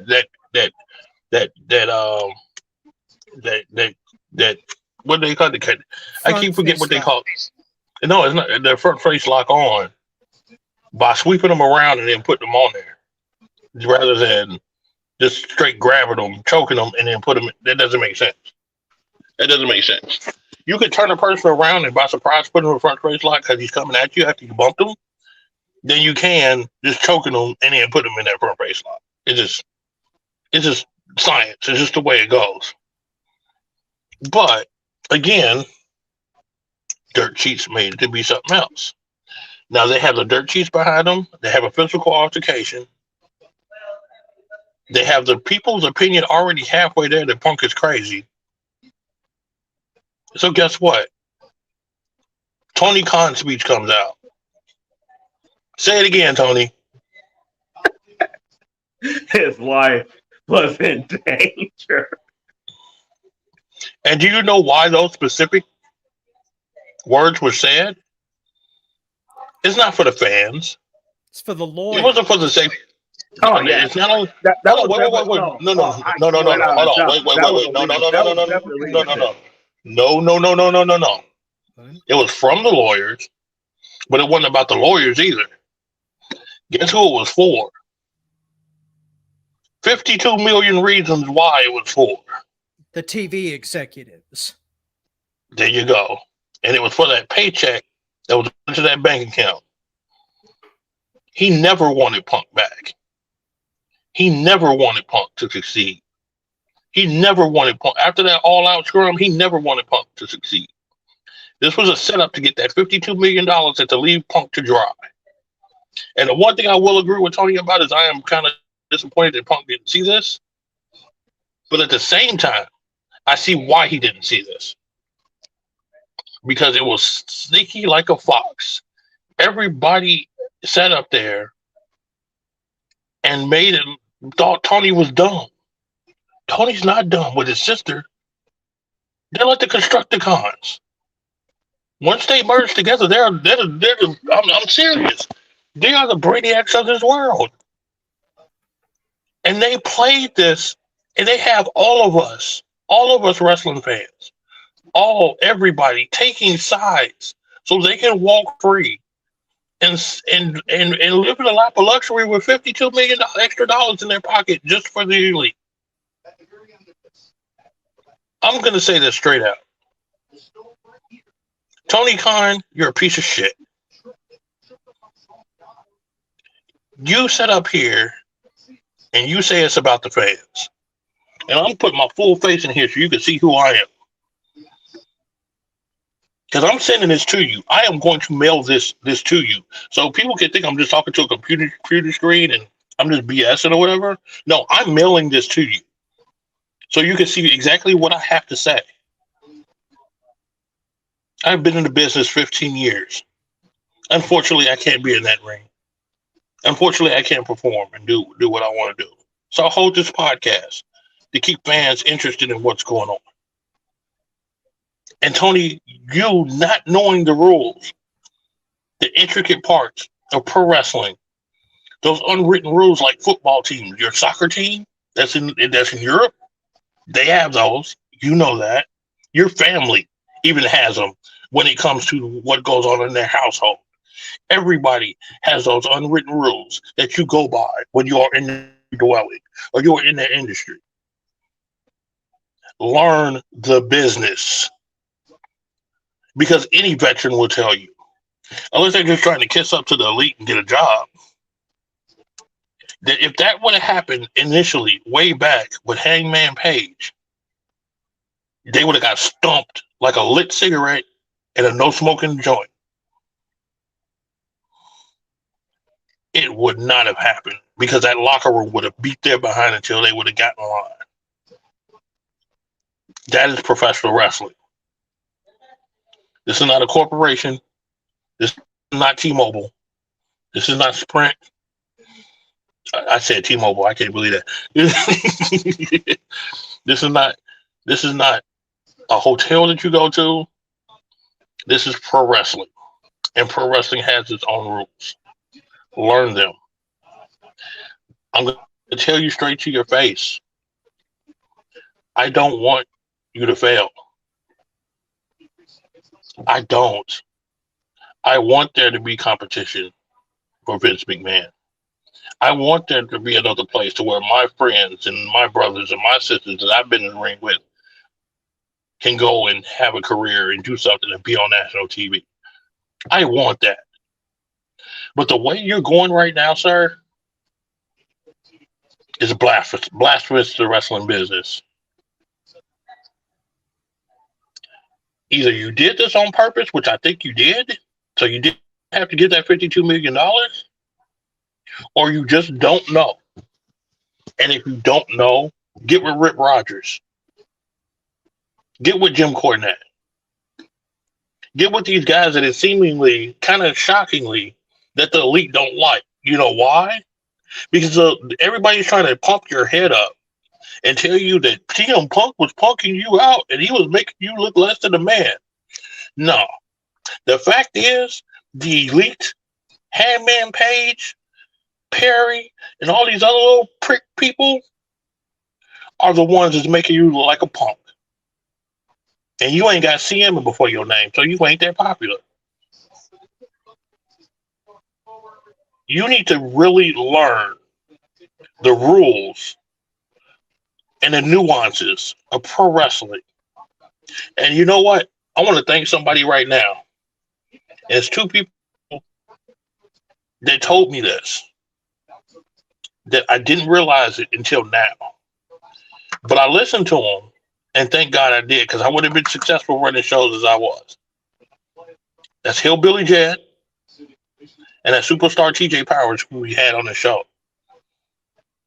They both told me, you must learn this business before you go ahead and you run a company. Because the only way you're going to learn the ins and outs is that you have to do before you tell someone else to do what you want them to do. If you can't perform it yourself, how are you going to tell somebody else to do it? Sir, I wish you luck. I will tell you this personally. I will never, ever, ever be at a Dynamite show. Depending on who you have on your card, I might be at a Collision show. once we get our national recognition, I have plenty of people right here who will cover your show. I won't ignore you because that's not right. That's not right to the wrestling fans because some people do like you. And I don't think it's fair to the fans for us not to cover you because something that you did wrong. But one of the things you need to realize is there are people like myself, not only in this wrestling business, but we're in the corporate world too. I'm in the corporate world. So you can't BS me on that one either. But the way you treat your employees is where we're concerned about where our money goes. That's why you lost over 150,000 people on that episode of Collision. Dude, please straighten up. I'm begging you to straighten up. Because I want you to beat WWE. But you listening to the elite and trying to kiss up to them is not the way to do it. Hopefully you straighten up and I can tune back in. Other than that, I'm not watching. And I know there are plenty of people behind me that's saying the same thing. Next, for all you elite fans out there, you're not going to like me. Check this out. I appreciate it if you do watch this. I really do. It means the world to me. As you see, I have 4 or 5 people on here to give different points of views. Because all of us think differently. But it comes to a point to when there's truth laid out there, you have to realize it. I just laid out the flat out truth. Most of the things that happen is where your friends, the people, the wrestlers that you cheer for, started the drama. Face up to it, live up to it, and do the right thing. Make your presence known by telling them this ain't right. I know you hate WWE. I understand that. But I would rather the workers that come into a business be respected, or at least halfway respected, more than being lied to, play games with, and people allowing those games to play with them. Because guess what?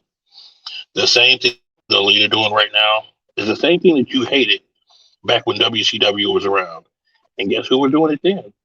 It was the Clique. Scott Hall, Kevin Nash, and Hulk freaking Hogan. Please don't throw up, Tony. But oh, that was NWO. That wasn't the Clique. Well, NWO Clique, same thing to me on the same level. Hogan was never part of the Clique. Yeah, but Shawn Michaels was, and he's guilty of some of the same shit. Oh, exactly. Without a doubt. Exactly. So my thing is, all you fans that sit up there and try to say, "Oh, he's a CM Punk fan. He's this." No, I'm not a CM Punk fan. Tony can attest to this. I am a CM Punk fan. I will say that. Right? What do you mean you're not?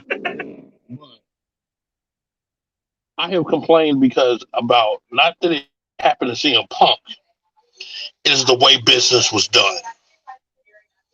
It was the way that it was done, the things that was allowed. Because honestly, we shouldn't even be having this discussion. The elite should have been fired a long time ago. And the only thing I disagree with my colleagues is this. CM Punk shouldn't have been fired. Because I come from the old school of, if you started, you're responsible. Because nothing would have happened if you never started it. The elite started it. So they're responsible. And in my book, they would have been fired and never came back. And you wouldn't have had this problem. But think about this. And I really want you to think about this. Are you going to keep giving excuses to them? Because what about the next person that can come up there and pull a couple of million people and they can't? Listen, I don't care what you say. I don't care about what you say in Japan. They can't pull it in America. I don't care what they did in Japan. They can't pull those type of numbers in America. They're not a CM Punk. They're not a Daniel Bryan. Let's just be real about it. All right, let's come to that conclusion. So once we do that, why would you want your own company to fail by getting rid of the one person that can get them over? And it's only one answer to that. You're selfish. Because it's not about the company, it's all about you. Fans, don't let it be about you. Let it be about the wrestling again. And the only way it's going to be about the wrestling is we take care of the elite. But if you're an elite fan and you're only about the elite, leave and go to PWE.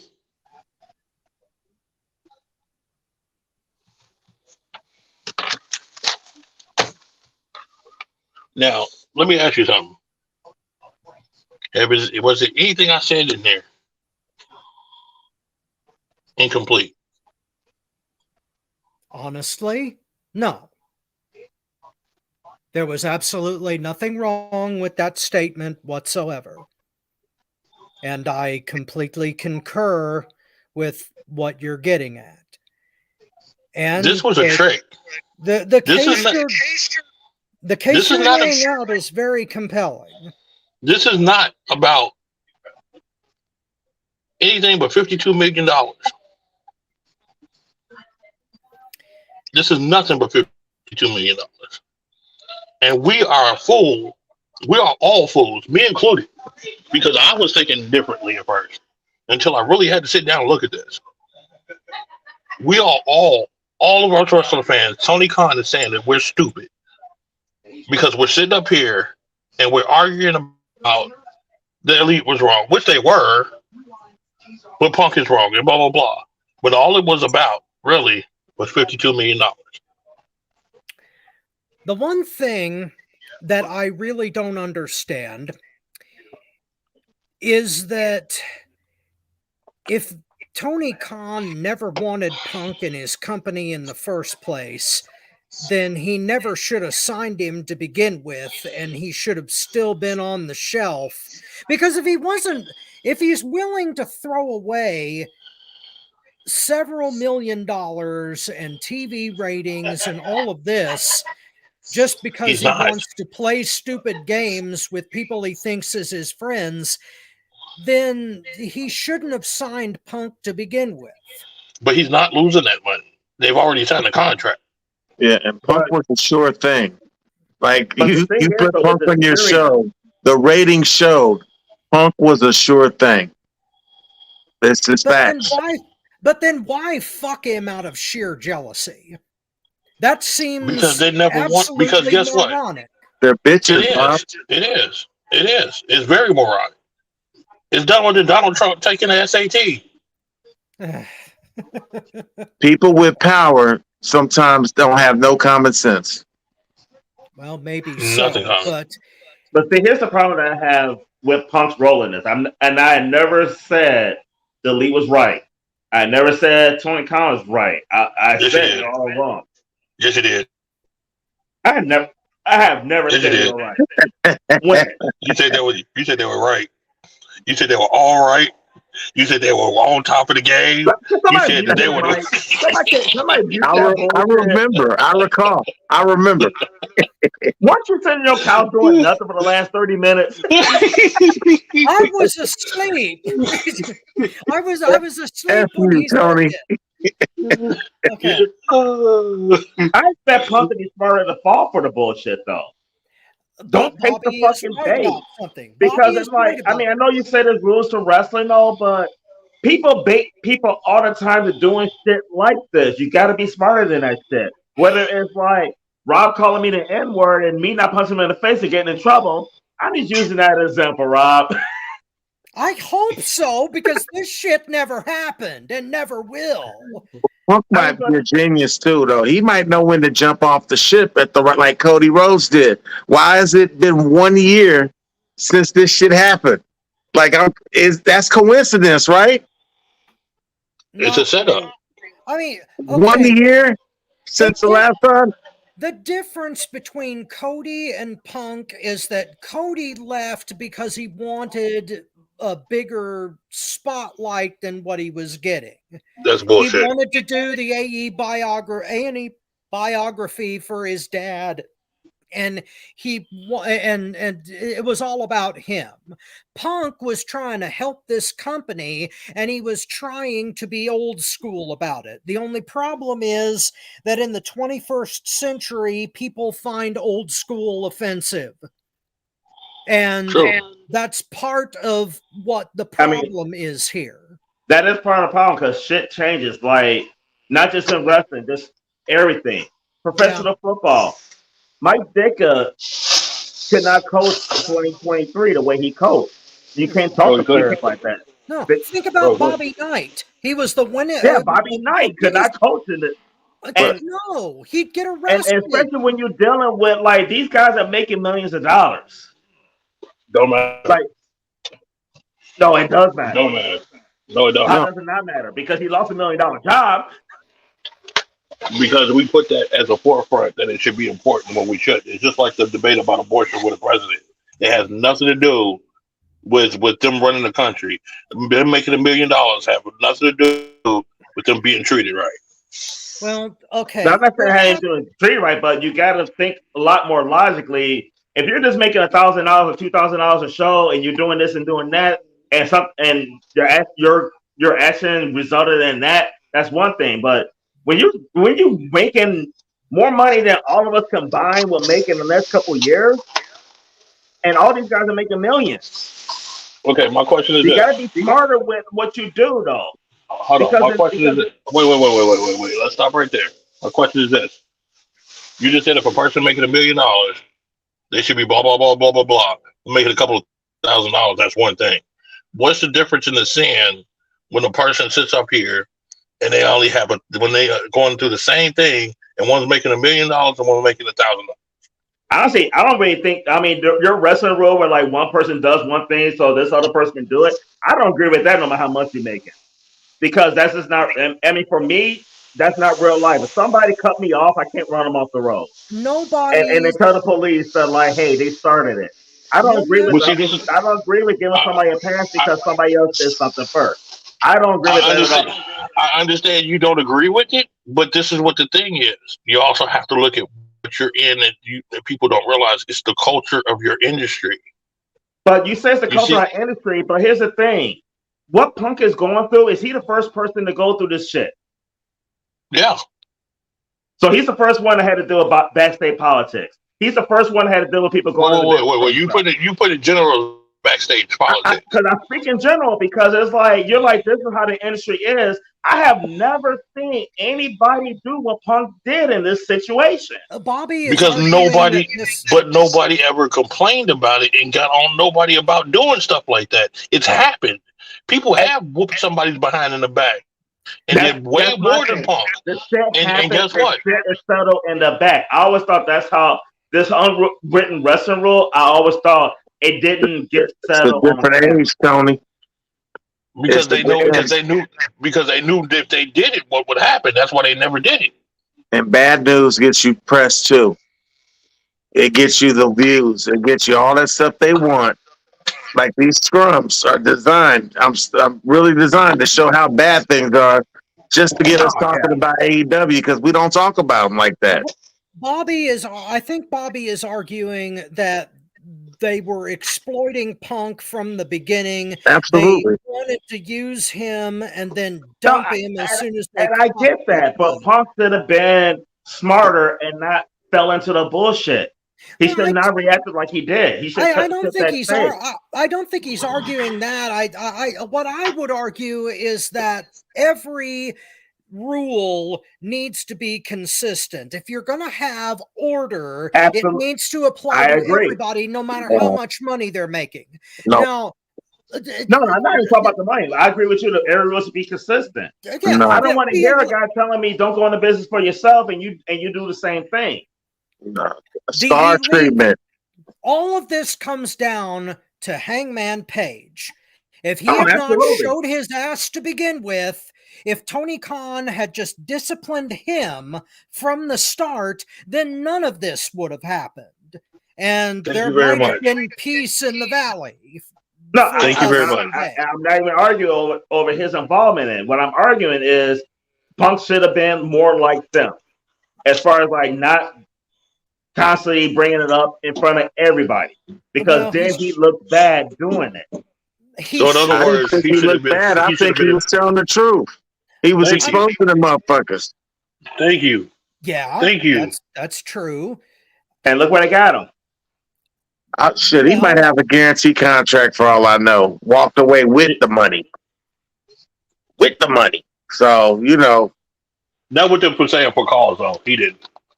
He got some, but I don't think he got all of it. What like I said before, I want to concentrate on the lead story, which is that. Okay, Rob. No, Let I me agree ask you a with you, question. Rob. I know everybody wants to agree with that, but this is my point. How can you agree with the lease and want to concentrate on that when you have stuff that is preventing that from happening? You're not going to get this again. I'm just coming to a fact. Unless they have a Hail Mary, and remember, 2 days from now, because Tony Khan can be saved right now from his mess up. 2 days from now, the Endeavor deal goes through and they become TKO. And we all know they don't like signing nobody. They don't like paying nobody. Endeavor don't like paying anybody. So that element is going to go down. AEW is going to be saved because not because they're a good company. They're going to be saved because of elements that happen outside of them that's going to force people to go to AEW. And then they're going to get the good talent and survive off of that. It's just a fact of, I mean, it's sad. Because AEW has so much potential. It is. It's a ridiculous situation the whole way around, and it should have never happened. And you're right that the blame lies with Tony Khan and the people that he's backing up, whether he set up Punk or not, whether it was malice or stupidity. It was malice. It was definitely malice. Well, it may have been. I cannot run home to Vince, especially now you don't that have to. the ink on the Endeavor contract is dry. But listen, hear me out though. This is my point. We don't have to run home to Vince. We don't have to. This is the one thing that I do believe. You support your good talent wherever they are. Yeah. I don't care if they're in WWE. I don't care if they're AEW. I am not letting a brand dictate who I choose for and who I choose not to be. That's the way AEW was supposed to be, and it's not turning out that way. They should. And okay, here's the one thing that we need to stand up for the workers in this industry, whether they're in AEW or WWE. There are people that we love in WWE. Mm-hmm. What we need is a union. Like Jesse Ventura wanted to start in 1986. We need a wrestlers union. And who shot that shit down? I know that. But wait a minute, though. That's what Vince says. That's what Vince said in court. He might have been lying, and Ventura could be wrong. It's possible. Are you telling me that Vince McMahon would not lie under oath in order to piss on Hulk Hogan? Vince McMahon would lie to God. Like, Vince McMahon got no problem with it. Okay, but because I respect Hulk Hogan is the reason why I believe it, though, because Hogan had more to lose on that than Vince. I appreciate what Bobby is saying wholeheartedly, and I agree with all of it. I don't want WWE to fail either. What I want is for talent to be treated fairly, that good matches and good stories are put forward by people who know what the hell they're doing, and that everybody's house needs to be put in fucking order. Especially Tony Khan's house, because it's got a lot of cracks in the walls. You got You've been saying it for 5 years. Now, Phil. No, it holds both of them. Yes. It holds both of them. Yeah. But Endeavor. I mean, cause it's not just like, and when I say like, guys in WWE got fired over bullshit too, right or wrong. Yeah. Talent in WWE get treated like shit too, right or wrong. Yes. It ain't just Punk. It's shit's been going on in this industry once you hit the major leagues. Which is what It's Bobby just was Punk. trying to say. It's just Punk, damn it. No, just kidding. Shit. All right, ladies and gentlemen, it's time for us to go. 6:04, running over. I got to pay extra for this time. And I ain't got the money. So I wish I had the $52 million. I'd be cool. But Wait I for wish I it. had AJ Lee. Wait for it. I mean, CM Punk is in, but I want to be in. Yeah. Thank you for joining us. joining us. Hey, that's a jinx. That counts twice. I'm putting it Yes. in twice. Up to that 15. Yep. Yeah, that's 2. All right. But I want to thank you, Chris the Gadget Man Woods, Tony Motown Allen, your not so humble correspondent, Robert Black. Everyone has watched us live and they will watch us, on replay. I do thank you for looking. I do thank you for listening. I do thank you for keeping an open mind. If you have a message board out there or you see this out there, put your thoughts. You might think I'm crazy that I think it's a setup, but I'm sorry. The evidence points to it too much that it's a setup. It's too much evidence to show this a setup. So, guys, thank you for being on. Thank you for tuning in. We will see you next week for more professional wrestling. Yeah, I know. This is the Mastermind Bob Rogers signing out. And guys, we will definitely see you in the future. And hopefully our future is a little bit brighter and we can make it that way. Get the Chinese girls up the basement, Rob. Talk to you later. Hit it. Oh, how you feel, brother? Feeling good. You feel good? Feeling good. It's groovy. There's so much bone, brother. How you feel, man? I feel all right. I call your name. I don't want no people to know you're in here. How you feel, fella? That jam. Sure getting down. Look at him. Ha. We're gonna